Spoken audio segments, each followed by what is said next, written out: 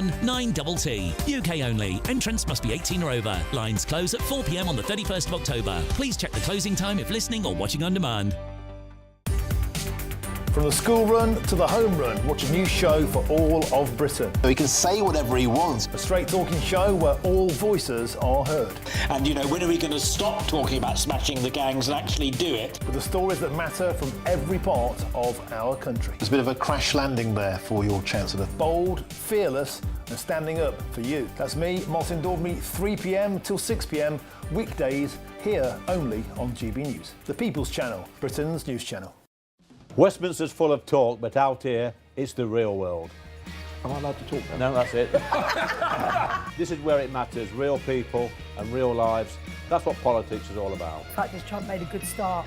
No. Straight answers, no spin, and just a couple of pints. How many fingers have I got up? About 10. So join me for Lee Anderson's Real World every Friday at 7 p.m, only on GB News. The People's Channel, Britain's news channel. Britain was once the envy of the world. But look around. A nation that no longer knows what it is or where it's going. A country that's broken. How do we fix Britain? How do we bring it back? Friday night with Matt Goodwin at 8 p.m, only on GB News. At GB News, we love to hear from you, our loyal community. So drop us a line at gbnews.com/yoursay. There you can talk to each other and also to the presenters live on air. gbnews.com/yoursay, because GB News is your channel, Britain's news channel.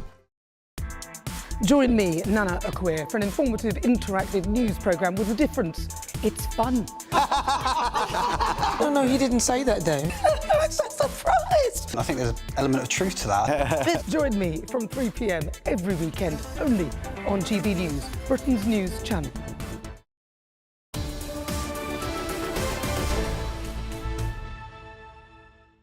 So we're just a couple of minutes away from Prime Minister's questions. Now, Kemi Baynott will have been beavering away all morning with her advisers. She'd have been going on the economy, presumably all the tax changes. Now it's going to be one story in town. How long does Angela Rayner survive as Deputy Prime Minister after admitting in a podcast interview she did not pay the correct amount of stamp duty when she bought that house in Hove on the south coast, 260 miles from her constituency, which she told the local council was her principal residence, because if it had been her second home, you pay a lot of extra tax. And who put the extra council tax up? Her Labour government. And she's also, I've got to tell you, she's referred herself to the independent advisor on ministerial standards. Which buys her some time, but not much. Yeah. Because that investigation has to be done quickly. I've had a text message from another very well plugged-in person in the Labour Party saying she has to go by the end of the day, otherwise this will turn into a real disaster. So I can give you a couple of quotes, actually, from this interview. She says, and I quote, "I've been in shock, really, because I thought I'd done everything properly and I'd relied on the advice I received, and I'm devastated because I've always upheld the rules and I've always felt proud to do that. This is devastating for me, and the fact that the reason why those confidential clauses were in place is, of course, because previously, you'll remember, she said there was a court order, so therefore she couldn't give you the information. She's saying now it's all basically to do with confidential data surrounding her family's divorce and the care of her son." And I think, looking in the chamber, I think Angela Rayner has just taken her seat. She's sitting next to Bridget Phillips, and the Education Secretary is still fielding questions. Keir Starmer's just taken his seat, looking rather grey. He looks grey most of the time. He looks a little greyer, Michelle, if I can say so. Because I think if Rayner wasn't there, people would say, where is she? I couldn't work. I'm laughing because I couldn't work in politics. I'd be headbutting the wall, because it's like every single day there is something, that's something She's else. definitely there. No sign of her sunglasses today. She's chatting away in conversation to the Culture Secretary, whose name escapes me. I've completely forgotten. Who, Lucy Powell? Lucy Powell. So 3 women ministers next to each other. But this is going to be... We're going to go straight to Prime Minister. Minister. Thank you, Mr. Speaker. Mr. Speaker, on Sunday, we won the contract for the biggest defence deal that Norway has ever placed. Mr. Speaker, that's a £10 billion investment securing 15 years of shipbuilding in Scotland and across the rest of the United Kingdom. Mr. Speaker, one day later on Monday, we launched 30 hours of free childcare for working families. Not only does this save working parents £7,500 per year, it will transform the life chances of our children, because every child will start reception with an equal opportunity to achieve their potential. That is a Labour government in action, delivering for working people. Mr. Speaker, this morning I had meetings with ministerial colleagues and others. In addition to my duties in this House, I shall have further such meetings later today. Thank you, Mr. Speaker. Economically deprived high streets, poorer high streets, are flooded with gambling shops. The aim to permit legislation prevents councils from saying no. My summer campaign on gambling reform has received loads of support, including Gordon Brown, who says if we tax the gambling industry, we'll get £3 billion for our economy. Will the Prime Minister join campaigners and help me to end aim to permit so constituents like yours and mine can thrive? Prime Minister. Well, can I thank her for her question? It is important that local authorities are given additional tools and powers to ensure vibrant high streets. We are looking, Mr. Speaker, at introducing cumulative impact assessments. These are like those already in place for alcohol licensing. We will give councils stronger powers over the location and numbers of gambling outlets to help create safe, thriving high streets. Leader of the Opposition. Thank you, Mr. Speaker. Mr. Speaker, I know the whole House will want to send our condolences to the family of our former colleague, David Warburton. I also welcome the fact that the Deputy Prime Minister has referred herself to the ethics advisor. She has admitted she underpaid tax. So why is she still in office? But there is not just a crisis at the very top of his cabinet, Mr. Speaker. There is a crisis brewing for the whole country. When was the last time the cost of government borrowing was so high? Prime Minister. Well, Mr. Speaker, can I join her in her comments about Mr. Warburton? I think the whole House would unite on an issue such as that. In relation to the Deputy Prime Minister, she has explained her personal circumstances in detail. Absolutely. She's gone over and above in setting out the details, including Mr. Speaker, yesterday afternoon, asking a court to lift a confidentiality order in relation to her own son. I know from speaking at length with the Deputy Prime Minister just how difficult that decision was for her and her family.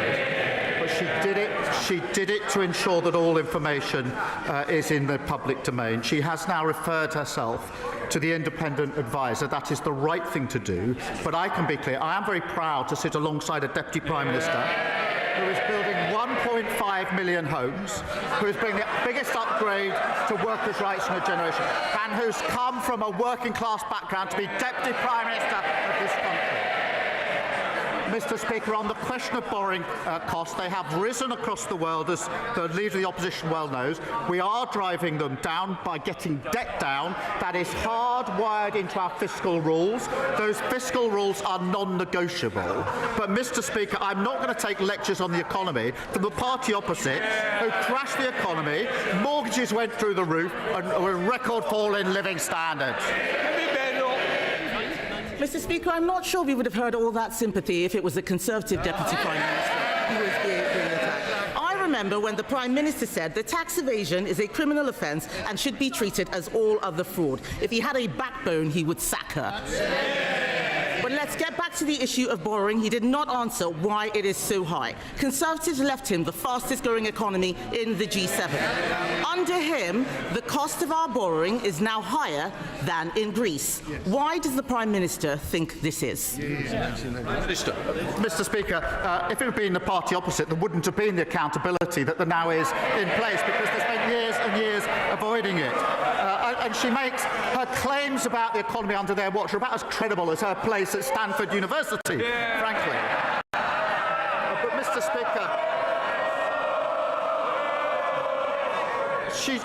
she leaves out of account, because she wants to talk down the country. We've got the highest growth in the G7. Those figures, I look forward to her getting up and welcoming that. 5 interest rate cuts in a row. And of course, Mr. Speaker, £120 billion of investment in the first year of a Labour government. That is a record. It's a terrible record, Mr. Speaker. I stand by every single thing that I have said. He cannot say why borrowing is higher under him. I will tell him why it is higher. It is because the Chancellor changed the fiscal rules so she could borrow record amounts. She maxed out the country's credit card, and that has pushed up borrowing costs. These are their bad choices, Mr. Speaker. Mr. Speaker, former members of the Monetary Policy Committee are warning, and I quote, that we are heading for an economic crash. Why does he think that he is right and they are wrong? Prime Minister. Mr. Speaker, she can't resist. She comes straight back to talk the country down at every opportunity. She doesn't welcome the highest growth in the G7. She could have got up and welcomed that, Mr. Speaker, but no. What about the 380,000 jobs we've created? She could welcome that, but no. What about the 3 trade deals we've got? Not only does she not welcome them, she opposes them. And of course she hasn't welcomed the Norway deal, the biggest deal for shipbuilding in a very, very long time. She should stop talking down the country and get behind the renewal this government is delivering. Mr. Speaker, he is dragging down the country. He is dragging it down. How can he stand there and say that he is creating jobs? Unemployment has gone up every single month under this Labour government. And if he doesn't know why borrowing costs are going up, another reason is that the markets can see that he is too weak to control spending. Now, we are reading that he wants to have another go at welfare costing. What makes him think that they will vote for it this time? Prime Minister. Mr. Speaker, we picked. I think I saw that the leader of the opposition said, I think at the weekend to the Sunday Times, that I think she said this: "I've inherited a gigantic mess and I'm cleaning it up." She said it's very difficult. It's going to take a while. I know exactly how she feels.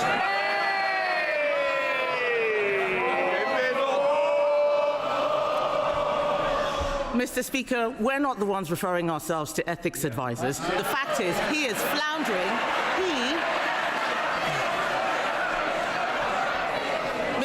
Mr. Speaker, he is floundering. Perhaps he should have a read of the covers of the... Shh. Mr. Speaker, perhaps he should have a read of the covers... Order. We don't want to start the session with somebody leaving, do we? If somebody wants to volunteer, please do so. If not, I will choose one. They can do the fake chairs as much as they like. The whole country knows what a mess of the economy they are making. Mr. Speaker, it is clear that taxes are going up for everyone, except perhaps the Deputy Prime Minister. I warned before the summer that we would face weeks of speculation about which taxes would be going up. The former head of the IFS says this sort of uncertainty is actively damaging to the economy. And now we find that we have to wait until the 26th of November for a budget. Does he really think the country or the markets can wait that long? Prime Minister. Mr. Speaker, said they're not referring themselves to the ethics advisors. That's amongst the reasons they got booted out of office last year. And she complains that we're going through the due process for a budget and going through the necessary steps. We tried a budget under their watch without going through those steps. What happened? They blew up the economy. We'll take no lessons from them. This is desperate stuff from the Prime Minister, Mr. Speaker. This week, he had another reset. This morning, the Prime Minister scrapped his 5 missions, and after scrapping his 3 foundations, scrapping his 6 first steps for change, and his 7 pillars for growth, the truth is this man has got no clue, 0 clue. But this is serious, Mr. Speaker. The Prime Minister's incompetence is hurting real people. They're losing their jobs. The cost of everything is going up, from energy bills to the weekly shop. This is a crisis made in Downing Street. Isn't the truth that he is too weak to change course and too arrogant to admit he got things wrong? I don't know what social media sites she's been on this morning, Mr. Speaker, but I think the chair of the Tory party said that we were the firefighters, this government. Well, in a sense we are, because we're putting out the fires that they created. They were the arsonists. the biggest fall in living standards on record and blowing up the finances. We spent the first year putting out their fires, quite right too. But now, Mr. Speaker, we're delivering on the cost of living. Funded childcare, £7,500 for working families. Free breakfast clubs, opening new schools-based nurseries. That's what we're fighting for, the best start for every child in this country. Paulette Hamilton. Thank you, Mr. Speaker. The Mayor of the West Midlands, Richard Parker, is delivering growth and jobs by backing SMEs like Bogue Toys in my constituency of Birmingham Urton, which has just doubled in size. Will the Prime Minister join me in praising this success and confirm that boosting ambitious small and medium-sized businesses across the UK remains a key priority of his government? Thank you. Prime Minister. Well, can I recognise and congratulate the businesses in her constituencies? Mr. Speaker, we've published our small business plan, which was very well received, includes new rules cracking down on late payments, much long been asked for, £3 billion boost to more business loans and fairer business rate systems to support small businesses. That's why it was so warmly received. Thank you, Mr. Speaker. Sir Ed David, Leader of the Liberal Democrats. Thank you, Mr. Speaker. On behalf of these benches, can I join the Leader of the Opposition in sending our condolences to the family of David Warburton? And I'm sure the whole House will join me in paying tribute to Annette Brooke, who served in this House for 14 years and sadly passed away last month.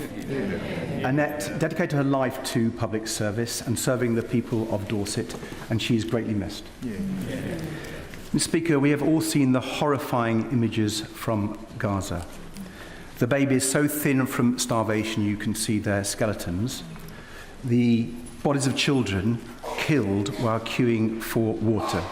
The emaciated hostages still held captive by Hamas. The Prime Minister has rightly said he wants to stop all that. So when the one man in the world who has the power to stop that comes here to our country on a state visit, will the Prime Minister look President Trump in the eye and urge him to use the influence on Netanyahu and Qatar to make it stop? Prime Minister. Can I join him on his comments about Annette Brooke? And also in his description about the horrifying situation in Gaza, and it is horrifying. We're looking at a man-made famine on top of everything else, and that is why we're expending so much of our time with partners seeking to bring about a ceasefire, to get humanitarian aid in at pace, to get the hostages out, and of course to put forward a peace plan that can actually take us to a two-stage solution. And of course I'll talk to all international leaders about that. I would gently say to him that if he hadn't refused the invite to the state bank, he could be there 2 weeks on Tuesday and speak to President Trump himself. And I'm surprised it's not an act of leadership to pass up that opportunity. Mr. Speaker, I have to disagree with him on that. We are now debating this issue. But here's an issue where I hope he will agree with me. The European Convention on Human Rights is a British creation that protects all our basic rights and freedoms. Rights of children, disabled people, survivors of domestic abuse, victims of horrific crimes, everyone. It protects care home residents from abuse and families from being spied on by councils. But the leader of the Conservative Party and the leader of Reform want to join Russia and Vladimir Putin by withdrawing from the convention. The Liberal Democrats disagree, Mr. Speaker, and so do the majority of the British people. So will the Prime Minister categorically rule out withdrawing from the ECHR or suspending it or watering down our rights in any way? Prime Minister. Mr. Speaker, we will not withdraw from the European Convention of Human Rights. We do need to make sure that both the Convention and other instruments are fit for the circumstances we face at the moment, and therefore, of course, we have been, as we made clear, looking at the interpretation of some of those provisions. It would be a profound mistake to pull out of these instruments, because the first thing that would follow is every other country in the world that adheres to these instruments would pull out of all their agreements with this country. That would be catastrophic for dealing with the problem that we're actually dealing with. Harry Campbell. Thank you, Mr. Speaker. Scotland has a proud heritage as one of the world's great shipbuilding nations. On behalf of the defence industry workers across Ayrshire and beyond, can I welcome the largest ever export deal for new warships ever secured by the UK? And does the Prime Minister agree that this shows how, under Labour, we can build on our proud past to secure a brighter future for our shipbuilding industry? Can I thank you for her question? Mr. Speaker, I was very pleased to get the call from the Prime Minister of Norway on Saturday night telling us that the UK had won this contract, beating off competition from the US, from France and from Germany because of the quality of shipbuilding in this country. This is a £10 billion deal, Mr. Speaker, 15 years worth of shipbuilding, particularly in places like the Clyde, thousands of skilled jobs in Scotland, and it does show the importance of the defence industrial strategy and the importance of Britain being taken seriously again on the international stage. Mr. Speaker, it comes on top of the record investment in defence that we've already announced earlier this year. Robin Swan. Mr. Speaker, I'm joined today in the gallery by the leadership of the Young Farmers Clubs of Ulster, an organisation and young people who are passionate about youth work, passionate about the rural countryside and passionate about the future of farming and agriculture. Agriculture policy is devolved, but the Prime Minister's agricultural inheritance tax is the thing that has them and young farmers across all the country despairing not just for their future, but the future of food security. When will the Prime Minister change course on the farm family inheritance tax, now that he's taking control of tax policy? Prime Minister. First, can I welcome the Young Farmers Club of Ulster to Parliament and take this opportunity to say to him and to them that we've invested more than £2.7 billion in farming and nature recovery. That's been welcomed. And of course, we're developing a 25-year farming roadmap to make the sector more profitable. Again, that has been warmly welcomed, and their future will depend on that roadmap. We'll work with them. Bill Ribeiro Abbey. Thank you, Mr. Speaker. This week, the Global Sumud Flotilla, which includes British citizens, sets sail for Gaza to break the illegal blockade and deliver much-needed aid. In June, the British boat, the Madeleine, was threatened and its crew detained, but we took no action. Can the Prime Minister say what has been learned from this and what steps are being taken to protect the British citizens on this flotilla? Prime Minister. Well, Mr. Speaker, she raised a really important issue in relation to the horrifying situation in Gaza, and the Israeli government is preventing urgently needed aid from getting in, and that is why we're now seeing a man-made famine, and that should cause us all to pause and reflect. I have to say, we are working with other countries to get aid in by any practical means, but land routes are the only viable and sustainable means of getting aid into Gaza at the scale that is required, and Israel must lift the restrictions to allow aid agencies to deliver the life-saving supplies that are so desperately needed. Pete Wishart. Thank you, Mr. Speaker. So the budget date has finally been announced, and once again Scotland is some sort of distant afterthought. A budget date left to the 11th hour because they do not know how to resolve their countless counter-rubrics. A budget date that has practically wrecked Scotland's budgetary process, leaving it almost impossible for us to pass our budget before Christmas, leaving great uncertainty in Scotland's public services. And you know what, Mr. Speaker? They couldn't even be bothered to notify the Scottish Government, leaving them to find this out on social media. So can I ask the Prime Minister, how is this reset in relationships working out? Prime Minister. Well, Mr. Speaker, if one looks back to the last budget, there was a record settlement for Scotland, £50 billion a year. And he talks about the support. We've just won this Norway frigates contract. That is 15 years of shipbuilding in Scotland The First Minister of the SNP has said what about that since Sunday? Absolutely nothing. Absolutely nothing. I know we've got another SNP question in just a moment. Perhaps that will be the opportunity to welcome the deal that we won and the jobs now for Scotland. Well done, McAvoy. Thank you, Mr. Speaker. Prime Minister, last year my online safety forum of children and young people from every secondary school and college in Darlington found that 71% of our Year 10s and 12s had been contacted by a stranger online. A shocking failure that our Online Safety Act will hopefully prevent going forward. Will he join me on calling on the member for Clacton and all opposed to this vital act to pick a side? Are they with us, parents and child protectors, or are they with the predators harming our children online?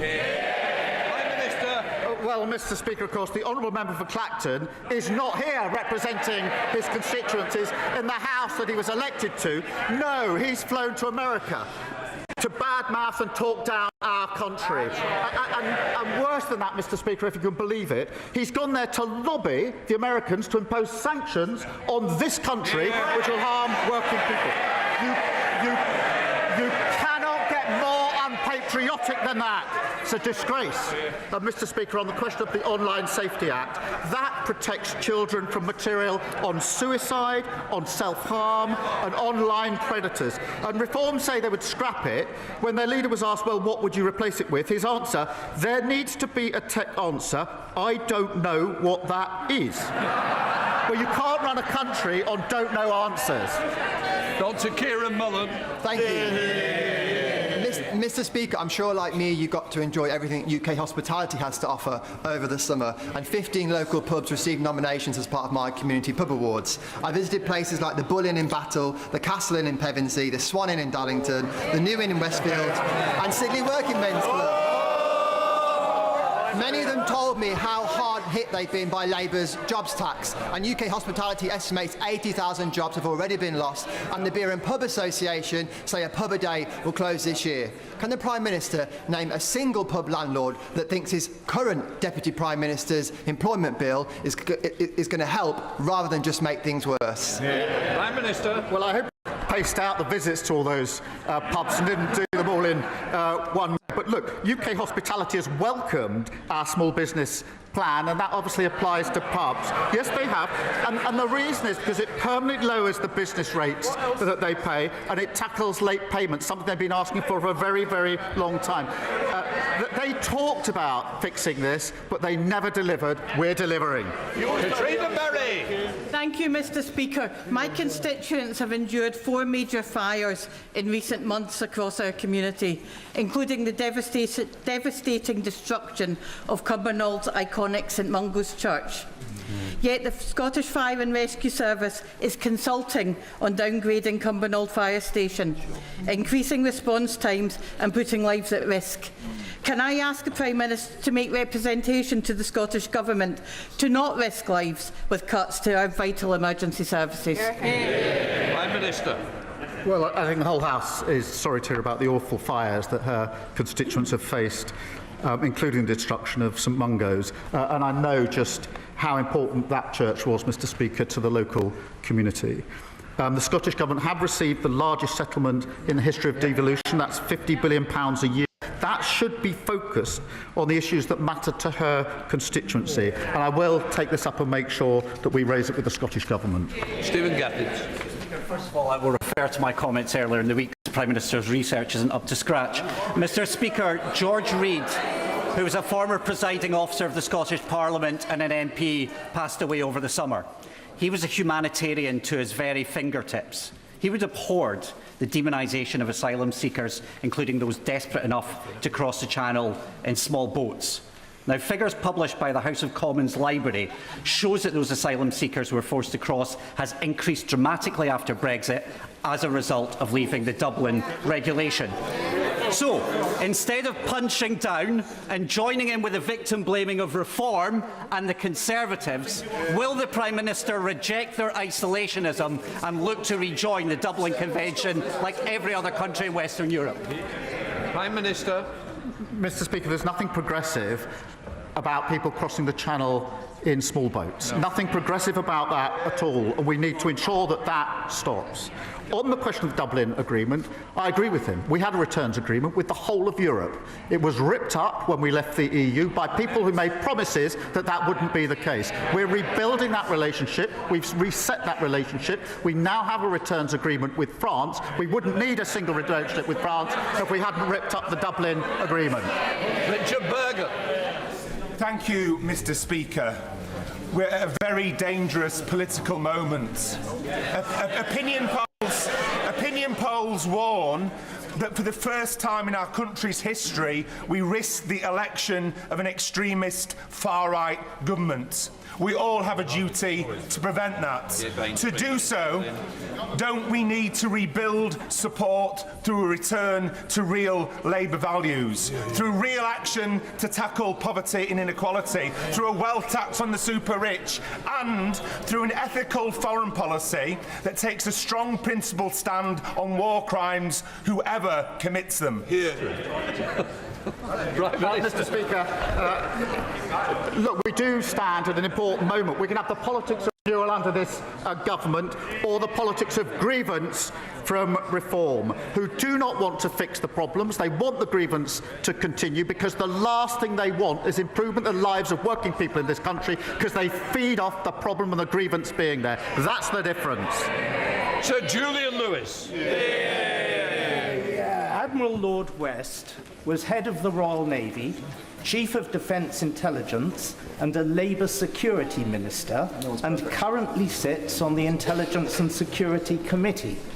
So when he writes in the national press denouncing what he calls the disgraceful decision to hand over ownership of the Chagos archipelago, adding that he does not accept that the move is, quote, absolutely vital for our defence and intelligence, as the Prime Minister claims, should we rely on his professional judgment or not? Minister.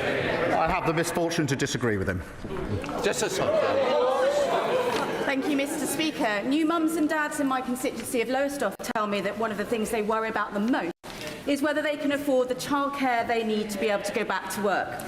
That's why it's great parents will be able to save up to £7,500 a year on nursery fees thanks to this Labour government. Does the Prime Minister agree with me that investing in childcare is not only important for tackling the cost of living crisis, but also helps to remove barriers to deciding to have children in the first place? Prime Minister. Well, I thank her for raising this, and I was very proud on Monday to make the announcement about childcare. As she rightly says, it saves not just on average £7,500 for families in a cost of living crisis, but also, crucially, this is from 9 months, Mr. Speaker, to 4 years. We know that under the last government, there's this disparity at age 4 between children arriving at reception, some barely out of nappies, others quite articulate. That locks in inequality for life. I'm really pleased that this measure that we've now taken on Monday unlocks that and makes sure every single child age 4 gets to the starting line in reception with a fair chance of going as far as their talents will take them. Ellie Challenge. Thank you, Mr. Speaker. While the Conservative Party deludes itself with the myth of endless fossil fuels, the rest of us know just how ridiculous and reckless that is. Extracting more oil and gas from the declining North Sea will do nothing to protect energy security or jobs. Now, the Prime Minister himself has stated that climate action is at the heart of his government's mission for the protection and prosperity of Britain and the world. So with a decision finally looming on the Rosebank oil field, will the Prime Minister prove his words mean something and finally put an end to this climate-wrecking project? Prime Minister. Well, Mr. Speaker, I did notice that the Leader of the Opposition went to Scotland, I think, this week to announce that if she ever became Prime Minister, which is extremely unlikely, that she would pull down £50 billion of investment in renewables in Scotland. This is good, secure jobs of the future. Absolutely reckless behaviour. They haven't learned anything. But, I mean, the Greens, of course, have got a new leader, unfortunately for her, and we can now see what they really stand for. Withdrawal from NATO at a moment like this, totally unfunded spending that would blow up the economy. They would block all planning proposals, And they've now got a leader who's made, to say the least, some very strange comments about women. Yeah. There is only one party delivering fairness and tackling the climate crisis, and that's the Labour Party. Thank you, Mr. Speaker. Prime Minister, in September 21, you met ex-Arsenal player Michael Thomas in Portcullis House alongside other former footballers of the V11 when I hosted them in Parliament. Last night, the BBC broadcast the V11 documentary exposing the fraud perpetrated against them and the financial abuse they have suffered within the footballing system. They have all suffered terrible financial loss, but HMRC are still chasing them for taxes from funds that were defrauded from them. Prime Minister, will you meet Michael Thomas and other players with me to see how we can protect victims of fraud and instead go after the perpetrators of fraud? Yeah. Prime Minister. Well, I will, and I have met Michael Thomas a number of times. Of course, he's got a special place in my heart, having scored that winning goal at Anfield when we won the league, although the less said about winning at Anfield at the moment, probably the better. But the serious point is that these are sporting heroes who brought us so much joy, and they should have proper support from their sporting bodies on both health and welfare. Michael Thomas and others running a really important campaign to bring this to our attention. We do need a trusted system that takes the well-being of our sports people seriously, particularly those in vulnerable positions. And I know the Minister for Sport is in contact with the campaigners on this issue. Ollie Glover. Thank you, Mr. Speaker. On a recent visit to the UK Space Agency based in my Oxfordshire constituency, I learnt of the huge value created by our space sector, generating more than £7 for every £1 invested. Given his government's decision to scrap the UKSA as an executive agency, will the Prime Minister guarantee its international credibility, its operational independence and its budgets? And will he visit Harwell campus to hear what our brilliant space companies need from government? Yeah. Prime Minister. Well, I thank him for raising this important issue and reassure him that we do want to keep the huge expertise and knowledge of the UK Space Agency staff, including those that are working in his constituency. We have already secured almost £300 million in contracts from the European Space Agency, and this will cut costs, reducing duplication, so we can really focus on growing this important sector. Baxter. Thank you, Mr. Speaker. Since the start of the full-scale invasion into Ukraine, Russia has stolen, abducted and indoctrinated at least 19,546 children. Awful. It's one of the most heinous crimes of this war. Can I warmly welcome this morning's announcement of an additional package of sanctions on those perpetrating these crimes? And can the Prime Minister assure the House that he will do everything possible to return these children to their homes? Prime Minister. Well, can I acknowledge her campaigning on this really important issue?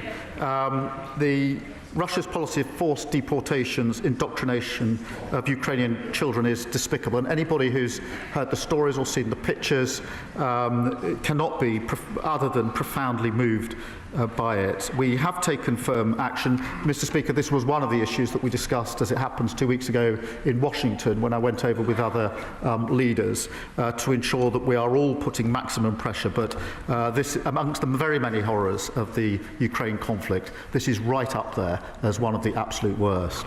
Jack Rankin. Thank you, Mr. Speaker. Like many, I was deeply concerned that a police force deemed it necessary to take 5 armed officers to arrest a comedy writer from a flight. Some may have found Mr. Linehan's comments offensive, but that isn't the point. If you don't support speech you don't like, you don't support free speech. Will the Prime Minister commit to reviewing our speech laws to ensure the legitimate free expression is protected? And will he condemn the culture within the public sector which prioritises this dangerous and perverse nonsense? Well, I thank you for raising this. You will have seen that the Commissioner has put out a statement in relation to the particular case this morning. I've been clear throughout, we must ensure the police focus on the most serious issues and the issues that matter most to our constituencies and all communities. And that includes tackling issues like antisocial behaviour, knife crime and violence. And we have a long history of free speech in this country. I'm very proud of that and I will always defend it. week where the Prime Minister has worked tirelessly to place the Clydeside, Glasgow, Govan at the epicentre of Type 26 shipbuilding, is he perplexed, as I am, at the radio silence from the SNP and the contempt the SNP continues to show for the defence sector? And does he agree with me that that contempt is a contempt for jobs, it's a contempt for growth, and it's an 18-year-long contempt for Scotland? Well, Mr. Speaker, I am perplexed that the First Minister has not welcomed this. This is a massive deal for Scotland. It's 15 years of shipbuilding. I would have expected the First Minister to be holding a press conference to celebrate what we've done in relation to this deal. Those 15 years of shipbuilding, Mr. Speaker, are extremely important to Clyde and very other industries, and they are a reflection of the professionalism and dedication of workers in Scotland that they've shown over many, many years. And I would urge the First Minister to come forward and welcome this deal. Sir John Hayes, final question. I know you will agree, Mr. Speaker, that flags and banners in bringing national pride nourish individual sense of worth and nurture our shared sense of belonging. So will the Prime Minister take steps to ensure that across every part of our kingdom, alongside the Cross of St George in England, St Patrick in Wales, St Andrew in Scotland, the Red Dragon in Wales, that our flag is flown on every government and public building, hospitals, schools, police stations, railway stations? For every Briton deserves the chance to see a forest of flagpoles and the flutter of the Union Jack. Prime Minister. Well, can I thank him? And I share his pride in our country's flag. It represents our history, our heritage, and our values. And that's why we display it. And I was the Labour leader that put the Union Jack on the membership card for the Labour Party. I'm very proud to do so. It belongs to all of us. We should be proud of it and value it. That completes questions. Let the plumb benches turn up. Well, that was Prime Minister's questions with Sir Keir Starmer taking questions from MPs in the House of Commons. Perhaps not as explosive a round of questions you might have expected with that breaking news about Angela Rayner just before they gathered. But let's go straight now to Westminster Hall, where our political correspondent Catherine Forster has been watching along. Catherine, your main takeaways from today? Yes, well, a real back-to-school vibe. MPs refreshed, rejuvenated. Not the case, of course, for the Deputy Prime Minister and Housing Secretary Angela Rayner, following the revelations just in the last hour that she's admitted to having paid the incorrect amount of council tax on that flat that she's bought in Hove. She came in... I thought she looked very thin, actually, which is, I wouldn't normally associate Angela Rayner with being particularly slim, but she looked very skinny to me. She sat down next to Lucy Powell, the leader of the House of Commons, who sort of put a protective arm around her shoulder and gave her a squeeze. And as you would expect, Kemi Badenoch went straight on Angela Rayner and said, why is she still in office? But the Prime Minister absolutely defended her, said, I'm proud to sit next to Angela Rayner. You know, she's worked her way up from very humble beginnings. And it is with the Ethics Commissioner we will see the outcome of it. I think it is incredibly difficult for Angela Rayner, though, given her position, given that there was also a whole row about property dealings with her a year ago. The Prime Minister wanted to highlight the fact that he said she's gone over and above setting out the details, including lifting a court confidentiality order over her own son. She's got a severely disabled son. Her marriage has ended. She's obviously going through a hard time, but I think very, very difficult for Labour and Angela Rayner with these revelations. Kemi Badenoch could frankly have stayed on that for the whole of PMQs, but she didn't. She went off onto the economy. The cost of borrowing is through the roof. What tax rises are coming? I suspect really that is what she had prepared, and she didn't want to then divert, or perhaps she wasn't nimble enough to divert to focus entirely on Angela Rayner. Also, she didn't mention free speech, another real hot topic today, but that did come up because there was, I suspect, a planted question about the fact that Nigel Farage, leader of Reform, was not sitting in PMQs because he is in Washington, where he has gone to talk about what he sees as a threat to free speech in the United Kingdom.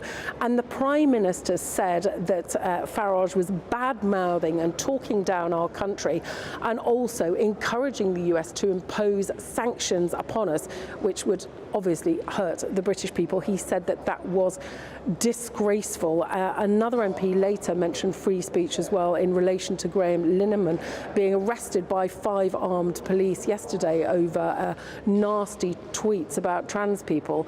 And the Prime Minister says that the police must focus on the most serious crimes, things like knife crime and shoplifting, that constituents and voters care about. He insists that we have a long and proud history of free speech, but I think the timing of that arrest yesterday gives a lot of fuel to Nigel Farage, and not good timing for a Prime Minister trying to get back on the front foot after a difficult summer. Thank you, Catherine. Always great to get your takeaways. And I should say, we are joined in the studio, first of all, by Charlie Peters, you. Tom Harwood is away. Delighted to be joined by Charlie Peters today for this show. But our guest, the Labour MP for Bury North, James Frith, and we've got a member of the Shadow Cabinet. Delighted to have you, Julia Lopez, the Shadow Science Secretary. Your first time on the show. You're very welcome. Thank you. So, you've been sending in some fantastic questions. I've really missed them over the summer. Thanks so much for getting in touch. You can still get a bit better about telling us where you're from. But the names are great too. And we're going to start with you, Julia Lopez. Patrick has been in touch to say Kemi Badenoch, yet again, she misses a massive opportunity to stick it to Starmer. Why is she talking about the economy and Keir Starmer's reset rather than Angela Rayner? One of the challenges that Labour always gives us is they give us this target-rich environment. There are so many issues on which you can attack them. And she chose to go on the key issue for every person up and down this country, which is about the economy. Labour is failing. The government borrowing costs are higher now than any time in 28 years. That's an issue that's going to affect every single person in this country, because there'll be less money for public services, or people are going to get taxed. And this comes back to the Angela Rayner question, which is that Labour doesn't know how to raise the money to deal with this problem. And they are looking at a whole range of taxes, including lots of discussion about property taxes. And the Deputy Prime Minister is perceived to have been ducking her own obligations when it comes to the existing property taxes, and Labour wants to take even more. So there's a direct challenge to Labour's authority. Well, James, you have to say, Sir Keir Starmer probably quite a lucky PMQs there, because opening with the economy didn't get pressed much on this Angela Rayner situation, but you must accept it's going to come round again and again over the next few days. Are you concerned about what Angela Rayner's admitted to now with not paying fully the stamp duty on her new pad down on the south coast? It did have back-to-school vibes, didn't it? And suddenly recess feels like a long time ago. I think Keir, Prime Minister, performed very well. I think he probably would have expected Kemi Badenoch to zone in more. Well, you broke the story at 11:30, which is a very cynical and deliberate point. You've had a long answer there. More than 20 seconds, if you're major. And I think, notwithstanding the short notice, I'm surprised she didn't lean into that more. My concern goes with Angela, actually, in what is a really difficult family issue for her. Not only has she disclosed some very, very private and, frankly, confidential information about her own children, the complication then also of being in a post-divorce arrangement with her ex-husband and the care of their children, which they continue to share. She has orchestrated that. She has made clear the difficulties. She has taken in good faith, and any of us that have taken legal counsel before, you do take legal counsel in good faith. It's been considered now inaccurate, and she's disclosed that, and she'll make amends in due course if required to.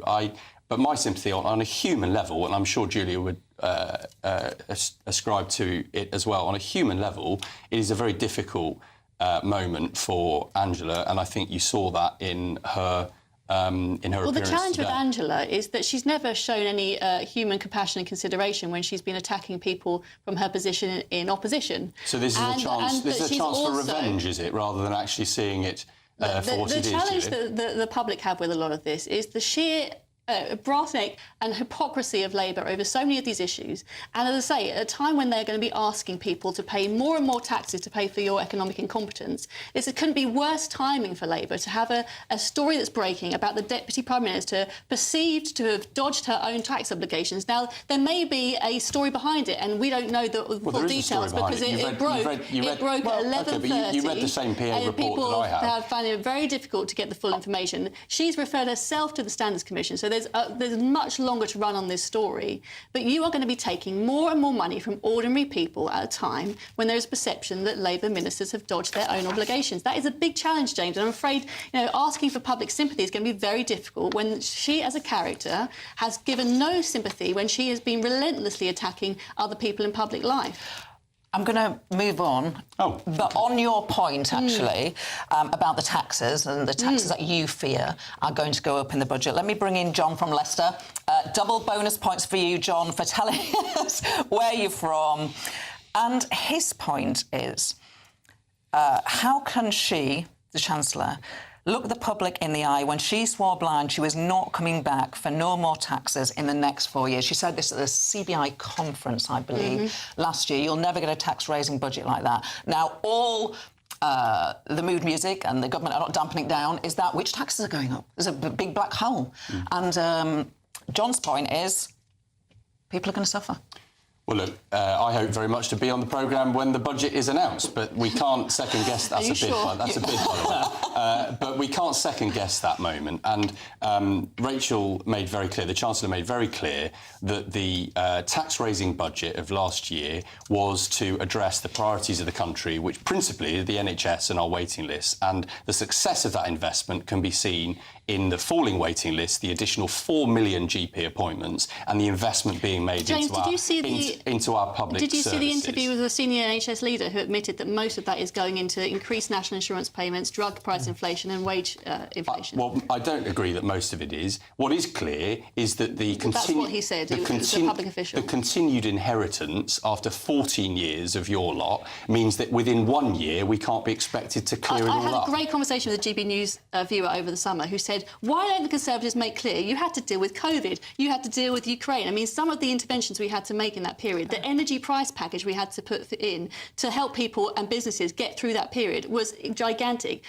You're absolutely Otherwise, right. we were reducing the deficit. And the nation made huge sacrifices during COVID. The challenge you but have your Prime Minister was passing issues, at Downing Street and handing contracts out to his mates. These issues so don't come at us with the COVID James, record. These issues are You'll be self-inflicted. exposed in due course for the mismanagement, but also the corruption of COVID are contracts. self-inflicted by Labour. And you ask any business out there, there's 1,000 extra people who are unemployed in my constituency because of some of the things you've done to the economy, There are including millions national insurance of better contributions. paid, lowest workers as well as a result of a minimum wage. Have you seen the unemployment increase. figures, James? Because it's extremely concerning. And the markets do not buy your economic plans. And that is your That's fundamental not true. challenge. And that's going to be not the true. dominating story The markets until the responded budget. when there was a fear that the Chancellor might be on her way out. The markets responded because they don't in have good any faith. confidence in any of the good other faith. Labour ministers no, to do a better faith because job. of the job she was doing And you guys, in as restoring some backbenchers, have flung the stability. difficult choices that you need to make to fill this hole. In the hole, yeah, the hole that you left. Are you the serious? enormous hole that you left. I think, James, there's going to be an issue with Labour constantly referring to an inheritance. Of course. We took on an issue well over a year in power of course. now. And but some of us still get referred to the note that was left in 2010. So I think the Conservatives need to suck it up if they think we're not done with reminding the public of the absolute shambolic mess and the judgment of the country on the state of the country. Left by the Conservative government after 14 years. There are lots of questions in PMQs about the economy. It continues here, but we've also had Patrick messaging, sort of echoing what I was saying at the top, really, about Kemi Badenoch missing a massive opportunity to stick it to Starmer on this Rayner question. You seem to essentially concede that point at the start as well, saying you were surprised that Kemi Badenoch didn't ask more about it. Well, Julia's point, at least, was that regardless of whether or not you think her defence is legitimate or not because of the situation with her family, it is going to be a bit of a look about hypocrisy, is it not? Because Labour's taking a tough stance on second homes, and now you've got this taxation issue. That's a bit of a difficulty for you. It requires explanation, for sure, and from the report I've read, we were all left with the short notice to gem up on the issue. But the report that I've read makes pretty clear that the chronology of this, the sequence at which it has happened, demonstrates no intent of tax evasion. She's been crystal clear. She's referred herself to the ethics. The PM's come out and said she's gone over and above. She will in due course face that scrutiny and accountability. And she's done an interview with a competing broadcaster, making very clear her account of events. In due course, that scrutiny will conclude. Having referred herself to the ethics commissioner, by the way, an ethics commissioner brought back, because your lot got rid of it. Johnson and others got rid of theirs and never appointed a replacement. We've got one, and she's referred herself to them. So I think this has got time to run. Of course it has, which is why it's also a moot point to suggest that you're somehow at a disadvantage moments before PMQ starts to learn of the issue. I'm asking the question, why did Labour cynically put out this statement at 11:30 on a Wednesday afternoon? And James, you're not a naive person, so don't pretend that you don't think that is part of a key bit of news management, because the Labour government knows that this is a bad news story and that they're quickly losing their authority, and this is the challenge. I want to bring in some other viewers and listeners' questions. Now, I'm going to amend Rob from Durham's questions. Thank you for writing about. I just want to let Julia Lopez have a go at the first question. So he wants us, and we will, we'll come to you, James. Please ask the Labour MP, do they honestly see a way for Labour to improve their standings in the public mind, or is it writing on the wall? There is no doubt that you are in trouble, James Frith. The Labour Party, the Labour government is in trouble. Why aren't you? Why are you doing so badly, Julia Lopez from the Conservatives? You're trailing in third place. Well, look, you say this government is terrible, yet you're trailing in third place. We had a very difficult election in 2024, and we had time in office where we were divided and where people were unhappy with that division, and we were perceived to have been putting our own fights above the public. And we have a very big job to do to restore our reputation. I mean, there's just no denying that. And we need to start looking at the detailed policies that we're going to deliver on the fundamental things that people care about, whether that's the economy, whether that's immigration. And we have a whole programme of work underway. But at the same time as that dissatisfaction was felt in 2024, a new party has come along to tell everybody that they have all of the answers to their very serious concerns. Obviously, I have concerns that Reform do not have those answers, and that's why we're going to be putting forward a detailed policy. Just before we go to James, very quickly, do you think Angela Rayner is more likely to resign than Kemi Badenoch in the coming months for this story? Oh, yeah, of course. Really? Yes. I'd be surprised if that was the case. All right. I did read that MPs have been urged to go to Tory party conference this morning. I mean, it's a bit I will weird. be going happily. James, I mean, there was a poll out yesterday, I think it was YouGov. The government's approval ratings are 11% approve this government. I mean, like, you may be setting records, but not the ones that you want to set. 11%, 70%, if my memory serves me correctly, said they disapprove of the way this government is running the country. Clearly, nobody would welcome numbers like that, of course, and I'm not going to pretend that.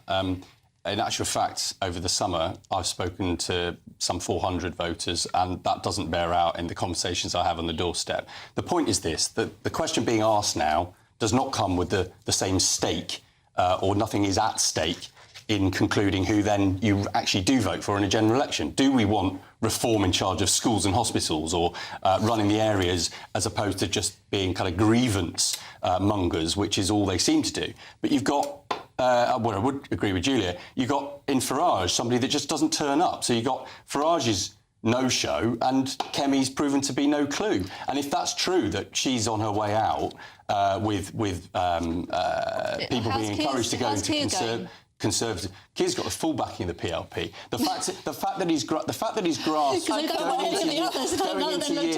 into year two, that he's made substantial changes to his operation, understanding some of the areas. How many resets are we on now, James? I've slightly lost track.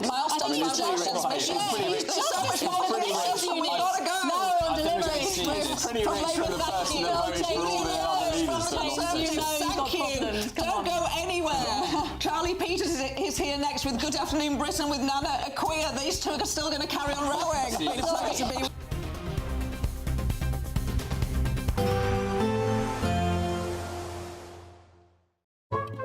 Today's outlook: cool, calm, and completely horizontal. Boxed Aircon sponsors the weather on GB News. Hello there, good morning. Welcome to your GB News weather update from the Met Office. An unsettled day ahead with multiple Met Office warnings issued, rain and heavy showers for many, and a fairly windy day on offer across the south. And it's all thanks to low pressure pushing in from the west, dragging in frontal systems, and also a fair few isobars on the chart across the south and southeast. So a very blustery day here, heavy outbreaks of rain pushing into southeast England, East Anglia, along with those strong blustery winds. A chance we could see some heavy showers behind this, with a risk of some thunderstorms. Also heavy outbreaks of rain pushing into eastern parts of Scotland, northeastern England. Perhaps a little brighter in the west, but still plenty of blustery showers here. Highs reaching around 22 degrees Celsius, but feeling a little cooler in the strong winds, particularly around exposed coasts.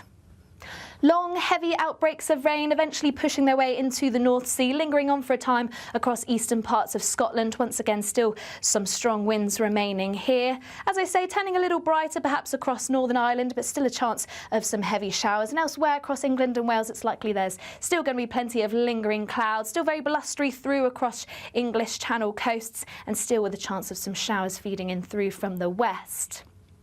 Any outbreaks of rain eventually clearing, still a few showers lingering on, particularly western coasts, before once again we see heavy blustery outbreaks of rain start to push their way into parts of Devon and Cornwall, southern parts of Wales. So another damp start ahead as we head our way into Thursday morning. But elsewhere, some clearer skies, which means it will turn a little cooler for some, but still some showers lingering on across